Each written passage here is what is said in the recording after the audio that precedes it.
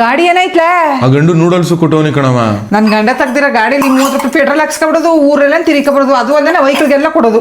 ಆ ಕುಳ ನನ್ನ ಮಗನ ಸಂಘ ಸೇರ್ಬೇಡ ಅಂದ್ರು ಆ ತಿರ್ಗಾ ಗಾಡಿ ಬೇರೆ ಕೊಟ್ಟು ಬಂದಿದೆ ಅವ್ನ್ಗ. ನೀನು ಆ ಗಾಡಿ ತಾನೇ ನೆಟ್ಟಗೆ ಮಡಗಿದಾನ, ಎಲ್ಲ ಲಟ್ಕ ಪಟ್ಕ ಅನ್ನತ್ತ. 3 ಜನಕ್ಕೂ ರಿಪೇರಿ ಮಾಡ್ಬೇಕು ಅಂತಾನೆ 3 ಜನಕ್ಕೂ ಕಾಸು ಇಸ್ಕತ್ತಾನೆ. ಊರವ್ರಿಗೆಲ್ಲ ಕೊಟ್ಟ ಬಂದ್ರೆ ಇನ್ನೇನದ್ದು. ಅಮ್ಮ ಯಾಕಮ್ಮ ಸೈಕ್ ಮಾಡ್ತಿದ್ಯಾ?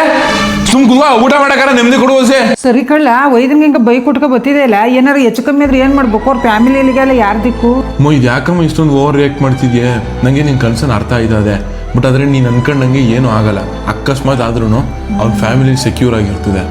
ಯಾಕಂದ್ರೆ ಅವನು ಟರ್ಮ್ ಇನ್ಶೂರೆನ್ಸ್ ಮಾಡಿಸೋನೆ. ಅಕಸ್ಮಾತ್ ಏನಾದ್ರು ಆಯ್ತು ಅಂದ್ರೆ ಅವ್ನ ಫ್ಯಾಮಿಲಿ ಕಂಪ್ಲೀಟ್ ಆಗಿ ಫೈನಾನ್ಷಿಯಲಿ ಸೆಕ್ಯೂರ್ ಆಗಿರ್ತದೆ. ಓ ಅವ್ನಿಗೆ ಅಷ್ಟೊಂದು ಜವಾಬ್ದಾರಿ ಇದ್ದೆ.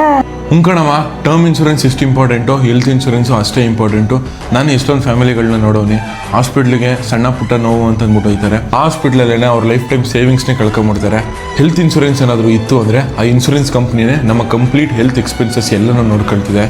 ಬಟ್ ಈ ಇನ್ಶೂರೆನ್ಸ್ ಎಲ್ಲ ಕಾಸ್ಟ್ಲಿ ಇಲ್ಲ ಸರ್? ಅದು ಇಲ್ಲ ಕಣಮ್ಮ, ಇದು ಎಕ್ಸ್ಪೆನ್ಸಿವ್ ಅಲ್ವೇ ಅಲ್ಲ. ಪ್ರೀಮಿಯಮು ಜಸ್ಟ್ 400 to 500 rupees ಇಂದ ಸ್ಟಾರ್ಟ್ ಆಯ್ತಿದೆ. ಜೊತೆಗೆ ಕವರೇಜು ಅಪ್ ಟು lakhs ಇಲ್ಲ ಕೋಟಿವರೆಗೂ ಸಿಗ್ತದೆ. ಸೊ ಈ ದುಡ್ಡಿಂದ ಅವ್ರ ಮನೆಯವ್ರಿಗೆ ಯಾವುದೇ ಥರ ಪ್ರಾಬ್ಲಮ್ ಆಗಲ್ಲ, ಮತ್ತೆ ಮಕ್ಕಳು ಎಜುಕೇಷನ್ಗೂ ಯಾವುದೇ ಥರ ಪ್ರಾಬ್ಲಮ್ ಆಗಲ್ಲ. ಸೊ ಹೆಲ್ತ್ ಇನ್ಶೂರೆನ್ಸ್ ಮಾಡಿಸೋದು ಜೊತೆಗೆ ಟರ್ಮ್ ಇನ್ಶೂರೆನ್ಸ್ ಮಾಡಿಸೋದು ಸಿಕ್ಕಾಪಟ್ಟೆ ಇಂಪಾರ್ಟೆಂಟು. ಇದನ್ನ ನೋಡಿ ಸಿಕ್ಕಾಪಟ್ಟೆ ಖುಷಿ ಆಯ್ತು ಕಣ್ ಸರ್. ಹೌದು, ಲೈಫ್ ಹೆಂಗಿರುತ್ತೆ ಅಂತ ಯಾರು ಎಕ್ಸ್ಪೆಕ್ಟ್ ಮಾಡಕ್ ಆಗಲ್ಲ. ನಾವ್ ಇಲ್ಲದೆ ಇರ್ಬೇಕಾದ್ರೂ ನಮ್ಮ ಫ್ಯಾಮಿಲಿನ ಫೈನಾನ್ಷಿಯಲಿ ಸೆಕ್ಯೂರ್ ಮಾಡೋದು ನಮ್ ಜವಾಬ್ದಾರಿ. ನನ್ನ ಬಯೋದಲ್ಲಿ ಲಿಂಕ್ ಐತೆ, ಇವಾಗಲೇ ಕ್ಲಿಕ್ ಮಾಡಿ ಪ್ಲಾನ್ಸ್ ಜೊತೆ ಕಂಪೇರ್ ಮಾಡಿ. ನೀವು ಆನ್ಲೈನ್ ಅಲ್ಲಿ ಬೈ ಮಾಡೋದ್ರಿಂದ ಅಪ್ ಟು 25% ವರೆಗೂ ಡಿಸ್ಕೌಂಟ್ ಇರುತ್ತೆ. ಸೊ ಇನ್ನು ಯಾಕೆ ವೆಯ್ಟ್ ಮಾಡ್ತಿದ್ದೀರಾ? ಇವಾಗಲೇ ಇನ್ಶೂರೆನ್ಸ್ ಮಾಡಿಸ್ಕೊಳ್ರಿ ನೀವು.